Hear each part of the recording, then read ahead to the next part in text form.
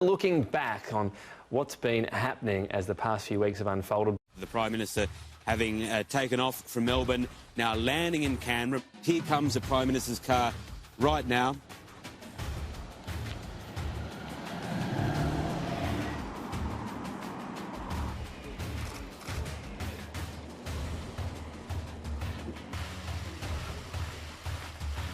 He accepted my advice for an election to be held on the 18th of May. Who do you trust to deliver that strong economy? Who do you trust to keep the economy strong? I believe in a fair go for those who have a go.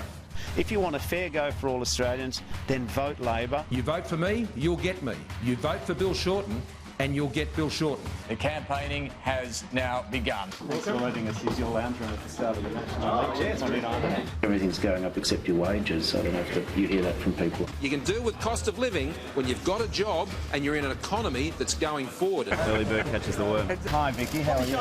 Bill? Oh, Bill. I think they, that is voters, are quite angry that Miss France is using her disability as an excuse for not moving into our electorate. I was exceptionally disappointed, and I live about 5 minutes from the boundary of the electorate. If Shorten is bad, people like Zali Steggall are worse. I look forward to the coalition coming to the table on climate change. You know, if Bill Shorten won't tell you how much extra tax he's going to put on you, then why would you vote for him? I think this is a desperate government who are willing to lie about anything. They're all standing there to stop you getting in. Yeah, democracy's not always easy, is it? Can anybody have an issue with Section 44 at the moment? Well, it's still a complicated issue, Mark, and what it shows is doing the due diligence. It burned out her throat and inside. She's done the right thing. She doesn't want to be a distraction in the campaign. Right now, live on Sky, how are you going? Just been making cakes. Love it when a favourite wins. Both leaders picked up the pace in week 2, visiting an array of marginal electorates from Boothby in South Australia to Corangamite in Victoria. But problems with Liberal MP further north in Queensland proved to be an unwelcome distraction for Scott Morrison. This was week 2 of the campaign. Well, that's the sort of welcome I love. I'm no Asian languages expert, so I'm just going to say good day to everybody today. Better hospitals? We'll look after the health system. That is such a bubble question. I'm just going to leave that one in the bubble. That's Deegan. Yeah. That's Casey. Yeah. Mr Shorten, how are we supposed to believe your potential government? If you've had a very fortunate experience, everything's been free, that's great. But I can tell by the fact of shaking your head that hasn't happened. There will be no higher taxes or new taxes on superannuation under my government. Yeah, we have no plans to increase taxes on Different to superannuation. ruling it out, though.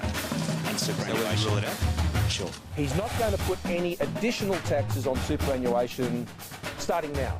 So not including the $34 billion I've already decided to do. You know, so it should have picked the words better, no question. Bill Shorten lies. He lies. The Labor leader less keen to talk about the price tag of his emissions reductions policies. What creates a strong economy is fairness and decency. Not answering the question, Mr Shorten. Okay.